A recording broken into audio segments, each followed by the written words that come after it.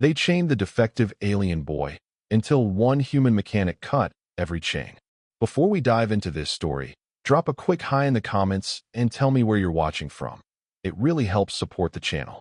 The repair bay of Station Helios reeked of burnt coolant and hydraulic fluid, the kind of stench that never quite left your clothes no matter how many times you washed them. Tyler Grant wiped his grease-stained hands on an equally stained rag, squinting at the malfunctioning atmospheric regulator that had kept him busy for the past 3 hours. The station orbited a desolate moon in neutral space, serving as a waypoint for dozens of alien species traveling the trade routes. Tyler had been working here for 2 years, fixing ships and equipment for beings he could barely communicate with, earning enough credits to eventually buy his way back to Earth. It was honest work, lonely work, and today it was about to change his life forever. The sound of heavy boots echoed through the bay, followed by the sharp chittering of the Zentari language. Tyler glanced up to see 3 Zentari guards dragging something between them. The Zentari were an insectoid species, their exoskeletons gleaming under the harsh bay lights, mandibles clicking as they communicated. Between them stumbled a small figure, bound in energy chains that pulsed with a sickly yellow light. The figure was clearly young, barely reaching Tyler's chest in height, with pale blue skin and large, frightened eyes. The boy, if Tyler could call him that, had the general features of the Orvani species, a race Tyler had seen a few times before, tall, elegant beings known for their powerful telepathic abilities.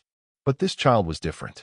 He was too small, too frail, and his head was wrapped in some kind of metallic suppression band. One of the Zentari guards chittered something that Tyler's translator earpiece struggled to parse. The device was old, prone to errors, but it eventually spat out a rough translation. Something about a defective unit, a burden, work assignment. Tyler stood slowly, wiping his hands again though they were beyond cleaning at this point. He had learned over his time on Helios that questioning the Zentari directly was a bad idea. They were the station's primary security force and had a nasty habit of escalating conflicts. The guard closest to Tyler thrust a data pad toward him, mandibles clacking impatiently. Tyler took the pad and read the display. It was a work order, written in the station's common trade language. The Orvani boy had been assigned to the repair bay for menial labor. Duration, indefinite.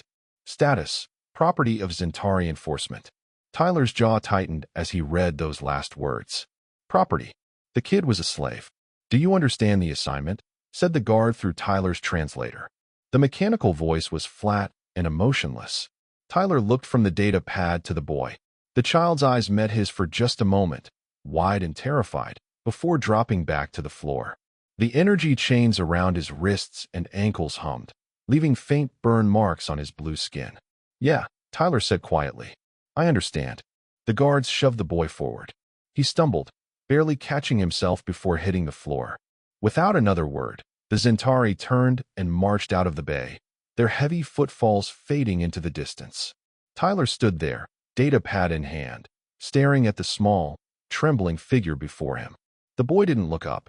He simply stood there, head bowed, chains glowing around his limbs. Tyler exhaled slowly and set the data pad down on his workbench. He grabbed a stool and dragged it over, sitting down so he was closer to the boy's eye level. The kid still didn't look up. Hey, Tyler said gently. What's your name? The boy flinched at the sound of Tyler's voice, but said nothing. His shoulders hunched further inward, making him seem even smaller. Tyler tried again. My name's Tyler. I'm a mechanic. I fix things. He gestured around the bay at the various ships and equipment in various states of disrepair. You've been assigned to help me, apparently. But I'm not going to hurt you, okay? Still nothing. The boy's breathing was rapid and shallow. Tyler could see the faint glow of the suppression band around his head, a device he had heard about but never seen up close. The Orvani were natural telepaths, able to communicate mind to mind and sometimes even influence the thoughts of others. The band cut them off from that ability entirely, a cruel isolation for a species that thrived on mental connection. Tyler leaned back on his stool, giving the boy space. All right, he said. You don't have to talk if you don't want to. But if you're going to be here, we should at least figure out how to make this bearable. Are you hungry? At the word hungry, the boy's head lifted slightly. His eyes, large and a deep shade of violet, flickered toward Tyler before dropping again. That was answer enough. "Come on," Tyler said, standing up. "Let's get you something to eat." He walked toward the small kitchenette area he had set up in the corner of the bay. It wasn't much, just a heating unit and a storage locker for rations, but it was enough to keep him fed during long shifts. Tyler pulled out a ration bar and a pouch of water, then turned back to the boy. The kid hadn't moved. He stood exactly where the guards had left him, chains still glowing. Tyler walked back over and held out the ration bar. "Here. It's not great, but it'll keep you going." The boy stared at the bar like it was a puzzle he couldn't solve. His hands, still bound by the energy chains, twitched slightly. Tyler realized the problem. The chains weren't just restraints. They were designed to cause pain if the wearer tried to move too freely. "Hold on," Tyler muttered. He set the bar and water down on the workbench and examined the chains more closely. Energy restraints like these were common in the station's security systems, but Tyler had never worked on them before. They were designed to be tamper-proof, with biometric locks that only responded to authorized users. Trying to remove them without the right codes would trigger a shock powerful enough to incapacitate the wearer. Tyler chewed his lip, thinking. He wasn't about to let a kid suffer just because some bugs thought he was defective. But he also knew that openly defying the Zentari could get both of them killed. He needed to be smart about this. "Can you move your hands at all?" Tyler asked. The boy hesitated, then slowly lifted his hands. The chains pulsed brighter, and the boy gasped, a sharp intake of breath that turned into a whimper. Tyler's stomach twisted. Okay, stop," Tyler said quickly. The boy lowered his hands, trembling. Tyler grabbed the ration bar and tore it open, breaking off a small piece. He held it out. "Here, I'll help you." The boy stared at the piece of food, then at Tyler. Slowly, carefully, he leaned forward and took the piece with his mouth. He chewed slowly, as if he hadn't eaten in days. Tyler broke off another piece and offered it. The boy took it, and then another, until the entire bar was gone. Tyler handed him the water pouch and held it while the boy drank, his small hands still trapped in the glowing restraints. When the boy finished, he stepped back, his eyes still wary but not quite as terrified. Tyler offered a small smile. "Better?" The boy nodded, just once, a tiny motion. Tyler considered that a victory. The next few hours passed in a strange, quiet rhythm. Tyler went back to working on the atmospheric regulator, occasionally glancing over at the boy. The kid stood near the workbench, watching Tyler's every move with wide, curious eyes. He didn't speak, didn't make a sound, but Tyler could feel the weight of his gaze. Around midday, Tyler decided to test something. He pulled out a simple tool, a hydrospanner, and set it on the bench. He pointed to it. "Can you hand me that?" The boy looked at the tool, then at Tyler. He reached for it slowly, the chains pulsing as he moved. His fingers closed around the spanner, and he lifted it, wincing as the restraints sent a jolt through his arms. But he didn't drop it. He held it out to Tyler, his hands shaking. Tyler took the tool carefully. "Good job," he said. "Thank you." The boy's expression didn't change, but something in his eyes softened, just a little. Tyler worked for another hour, occasionally asking the boy to hand him tools or hold something steady.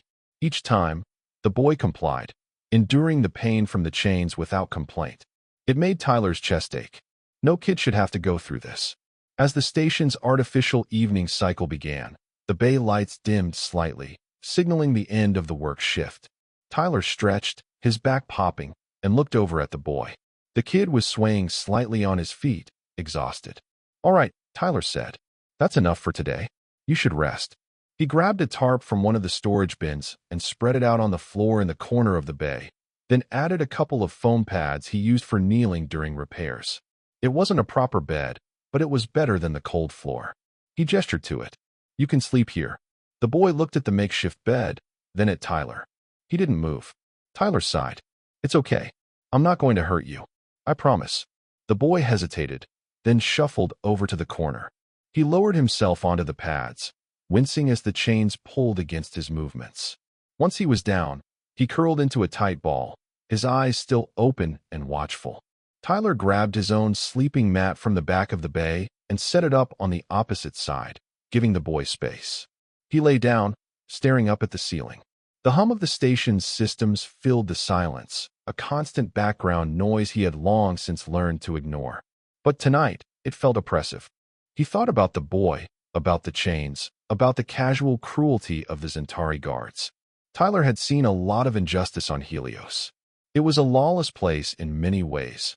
Neutral territory where the rules were fluid and often bent in favor of whoever had the most power. But this was something else. This was a child, enslaved and tortured for being different. Tyler rolled onto his side, looking across the bay. The boy was still curled up, his small body tense even in rest. Tyler made a decision then, quiet and firm.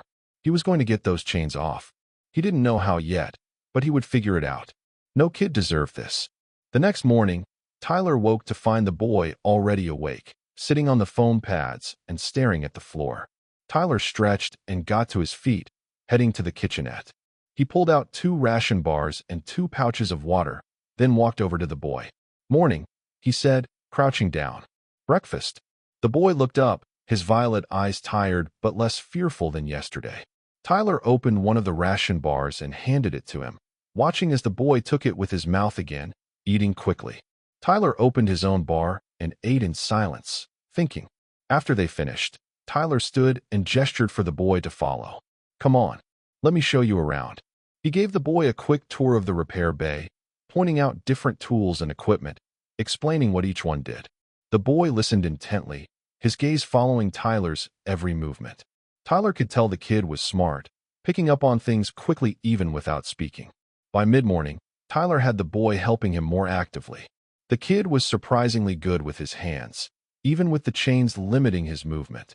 He had a delicate touch, perfect for the kind of precision work Tyler often did. It was clear he had some kind of technical aptitude, which made Tyler wonder what his life had been like before the chains. As the day wore on, Tyler kept thinking about the energy restraints. He needed more information about them, needed to understand how they worked if he was going to have any chance of removing them safely.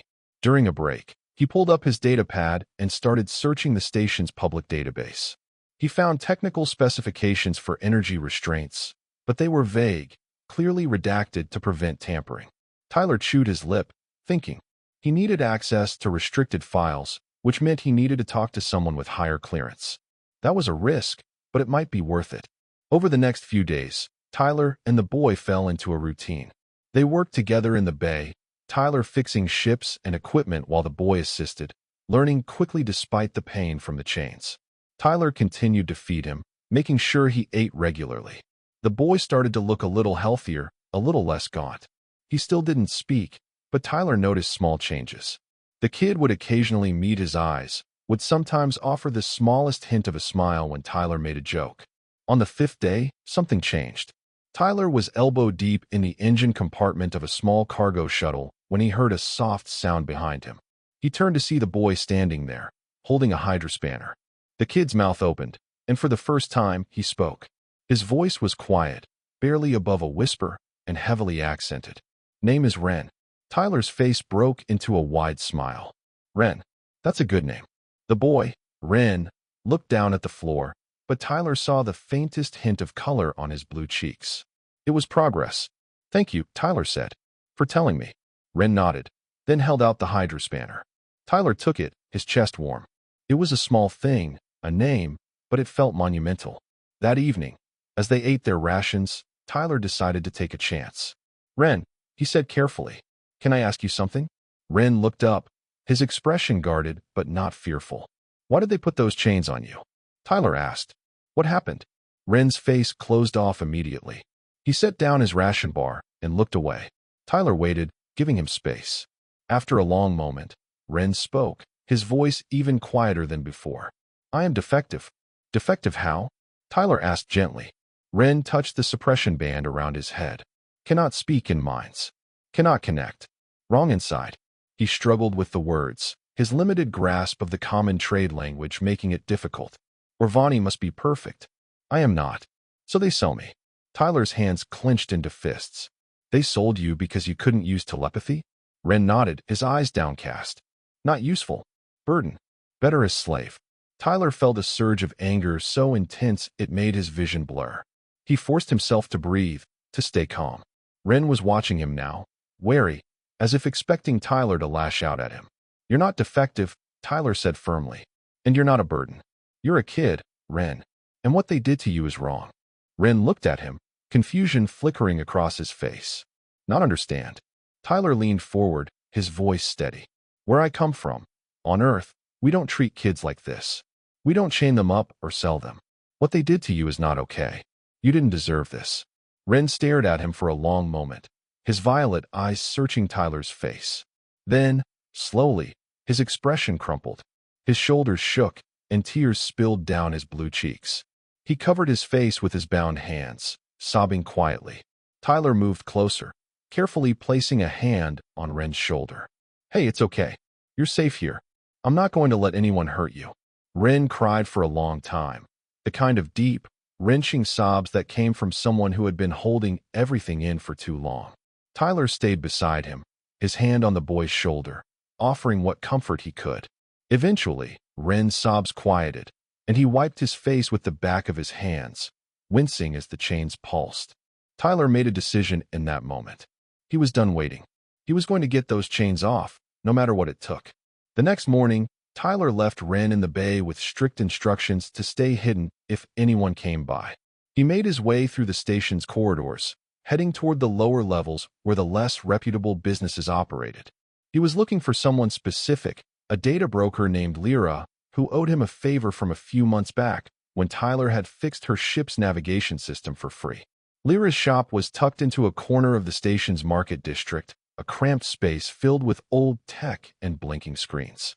Lyra herself was a Karathi, a feline species with sleek fur and sharp eyes. She looked up as Tyler entered, her tail flicking in recognition. "Tyler Grant," she said, her voice smooth and amused. "I was wondering when you'd come calling." "I need information," Tyler said, getting straight to the point. "Energy restraints. The kind the Zentari use.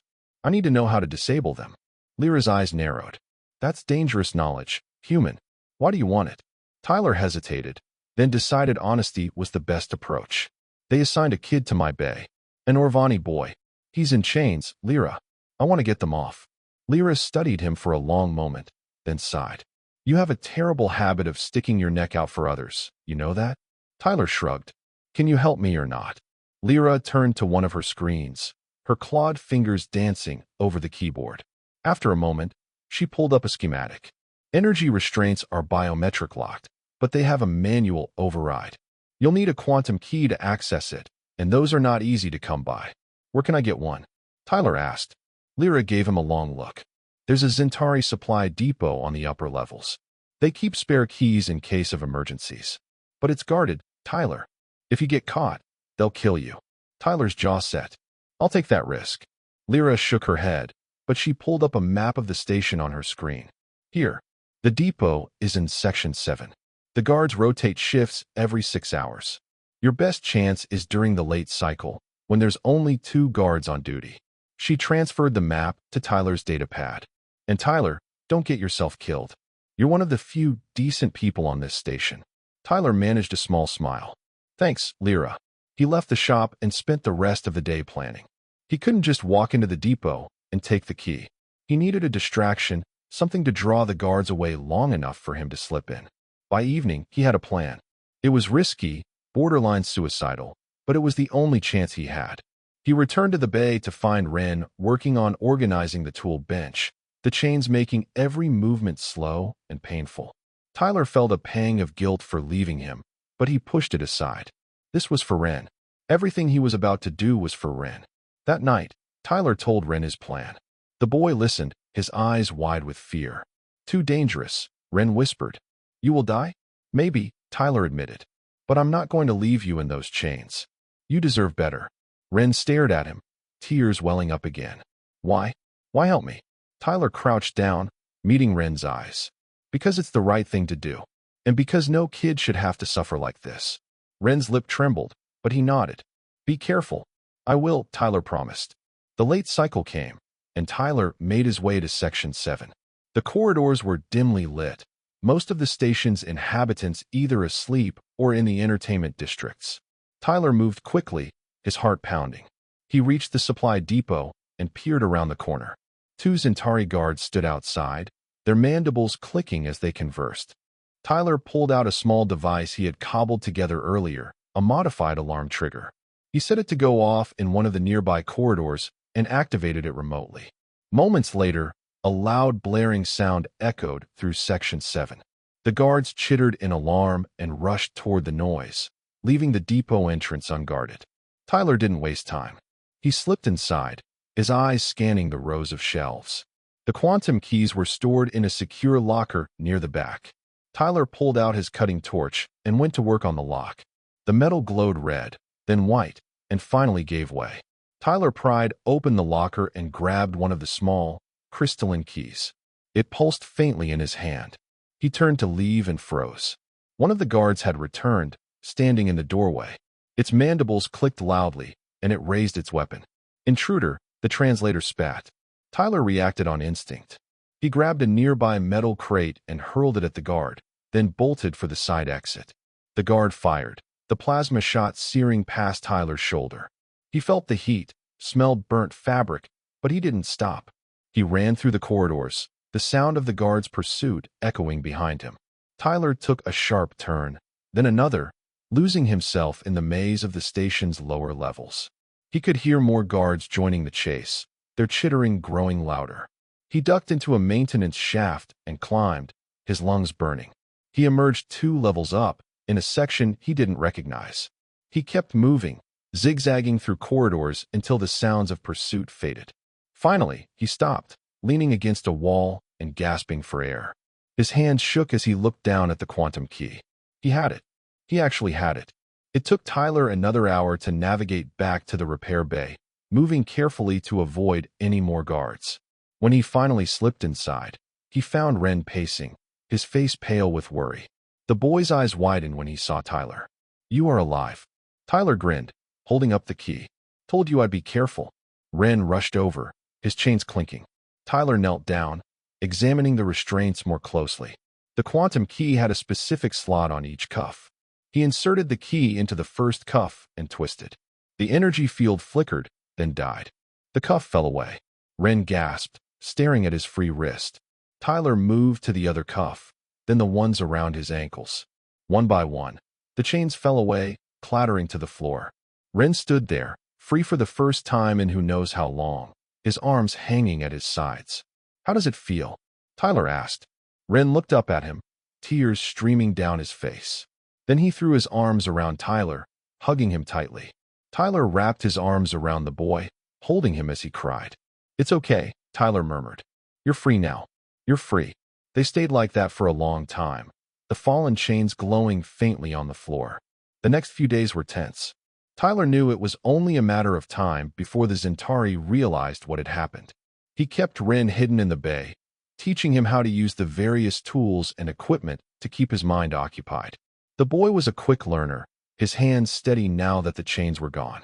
He smiled more often, laughed at Tyler's terrible jokes, and slowly started to open up about his past. Ren had been born on an Orvani colony world, the youngest of 3 siblings. His inability to use telepathy had been apparent from an early age, and his family had been ashamed. When he turned 10, they sold him to a slaver who specialized in defective children. He had been passed from owner to owner for 2 years before ending up on Station Helios. Tyler listened to Ren's story with a heavy heart. The kid had been through hell, and yet he was still kind, still hopeful. It was humbling. On the 7th day, the Zentari came. Tyler heard the heavy footfalls before he saw them. He turned to see a squad of 6 guards entering the bay, their weapons raised. The lead guard chittered loudly, the translator spitting out harsh words. "Human Tyler Grant, you are under arrest for theft of restricted property and aiding in the escape of station property." Tyler stepped in front of Ren, shielding the boy. "He's not property. He's a kid." The guard's mandibles clicked in what might have been laughter. "Irrelevant. You will both be detained." Tyler's mind raced. He had no weapons, no way to fight off 6 armed guards. But he wasn't about to let them take Ren. Not after everything. "Run," Tyler hissed to Ren. The boy's eyes widened. "Go. Now." But Ren didn't move.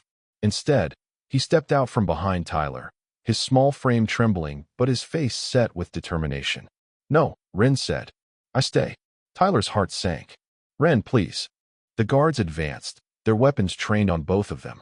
Tyler braced himself for the end. And then, something happened. The lights in the bay flickered. The guards stopped, looking around in confusion.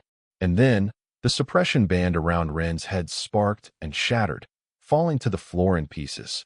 Ren gasped, his eyes glowing faintly. Tyler felt something brush against his mind, a presence warm and comforting. It was Ren, reaching out telepathically. The boy's mental voice was clear and strong, nothing like the broken, frightened child Tyler had met days ago. I am not defective. I am just different. The Zentari guards recoiled, chittering in alarm. Ren's glow intensified, and suddenly, images flooded Tyler's mind. He saw Ren's memories, felt his pain and fear, but also his hope and gratitude. And he saw something else, a vision of Ren standing tall, free and powerful, surrounded by others like him. Defective children who had been cast aside, now thriving. The guards raised their weapons, but before they could fire, the bay doors hissed open. A group of armed figures poured in, wearing mismatched armor and carrying an array of weapons. At their head was Lyra, her feline face set in a fierce snarl. "Stand down," she growled at the Zentari. The guards hesitated, outnumbered and outgunned. Lyra's people surrounded them, weapons trained. The lead guard chittered angrily, but lowered its weapon. The others followed suit. Lyra walked over to Tyler, her tail flicking. "You really do have a habit of getting into trouble," she said, but there was a note of respect in her voice. "Lucky for you, word got around about what you did. A lot of people on this station are tired of the Zentari's bullying. We decided it was time to push back." Tyler stared at her, then at the group of armed station residents. They were a mix of species, humans, Karathi, even a few insectoid beings that weren't Zentari. All of them looked determined. "What happens now?" Tyler asked. Lyra grinned, showing sharp teeth. "Now, we negotiate. The Zentari don't have as much power here as they think, and we're going to make sure they know it." Over the next few hours, Lyra and her coalition confronted the station's Zentari leadership. It was tense, with threats and counter-threats flying, but eventually, a deal was struck. The Zentari would release their claim on Ren and would no longer be allowed to hold sentient beings as property on Station Helios. It wasn't a complete victory. The Zentari still controlled much of the station's security, but it was a start.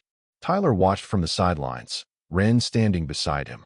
The boy's suppression band was gone, destroyed when his telepathic abilities had awakened fully. Tyler could still feel the faint brush of Ren's presence in his mind, a comforting warmth. "Thank you," Ren said quietly, "for everything." Tyler ruffled the boy's hair, smiling. "You don't have to thank me. You're worth it, Ren." "What will I do now?" Ren asked, his voice uncertain. Tyler looked down at him, then at the repair bay. "Well," he said, "I could use an apprentice. If you're interested." Ren's face lit up, the first true smile Tyler had seen from him. "Yes," he said, "I would like that." And so, Ren stayed. He learned the trade of a mechanic, his nimble hands and sharp mind making him a natural. His telepathic abilities grew stronger, though he learned to control them, to use them only when necessary. He became a fixture in the repair bay, known throughout Station Helios as the kid who had been freed by the human mechanic. Word of what Tyler had done spread beyond the station, carried by traders and travelers. Other defective children, those cast aside by their species for being different, began to find their way to Helios. Tyler and Ren took them in, one by one, teaching them skills and giving them a place to belong. The repair bay grew, expanding into adjacent sections of the station.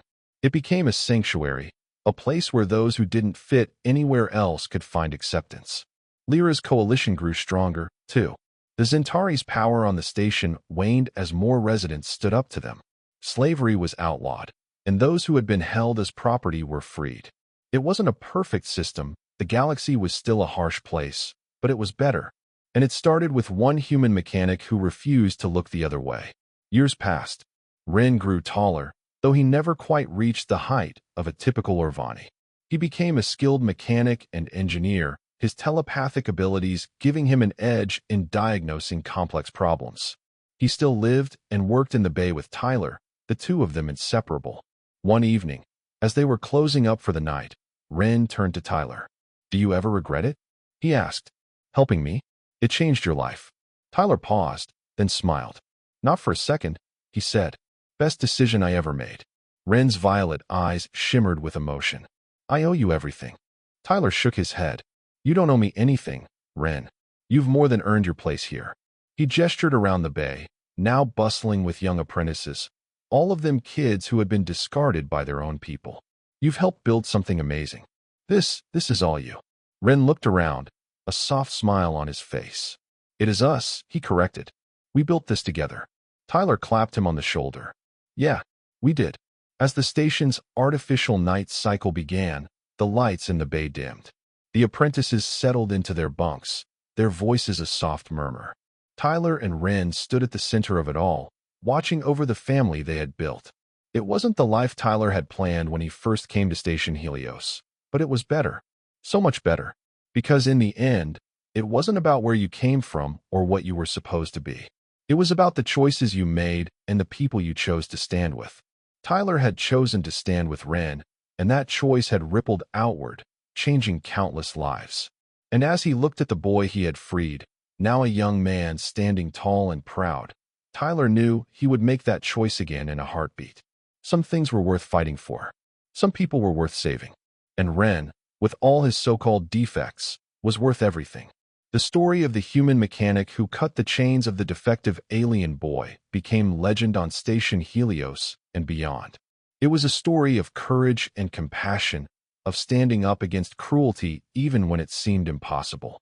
It was a story that proved that one person could make a difference, that one act of kindness could change the course of many lives.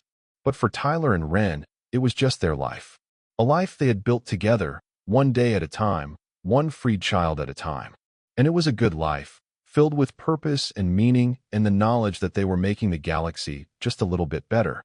In the repair bay, surrounded by the hum of machinery and the laughter of children, Tyler and Ren stood side by side, ready to face whatever came next. Together. And that was the end of the story. If you listened all the way to here, don't forget to leave feedback about what you thought of the story in the comments, whether positive or negative. Your feedback helps us improve.